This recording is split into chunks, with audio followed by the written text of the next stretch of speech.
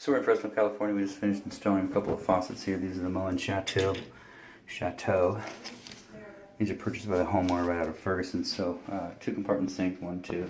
Drain assembly comes with it. Or on this side, existing shutoff valves are 1/2 inch. A multi-turn with 1/2 inch IPS connections on both sides. And then, so we use some 1/2 inch by 1/2 inch, 1/2 inch IPS by 1/2 inch IPS braided stainless steel supplies. Those are straight out of Home Depot. I got the drain assembly in, trap tied back in. So the drain assembly, the gray plastic, and then the chrome above it, we installed that. That came with the faucet, so we warrant the installation, not the product. And then of course the P-trap, that's existing to the home, and it's 30 years old. So and it's not leaking, so just leave it alone. So that's run, that's tied in. We've got run plenty of water down here. Got it flushed out, got the aerator back in. And then over here on this side, we ran into a little problem with the supply lines. We used some adapters on this one. So up in here, you can see there's a 1/2 inch by 3/8. It's a little adapter right there.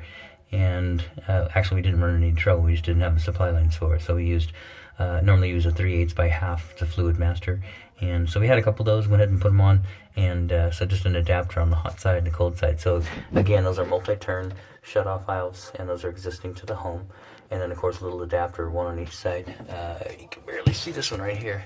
So that's that guy. You can't see it. But anyway, so identical. And then a 3/8 by 1/2 by 20 inch Fluid Master supply line going up there.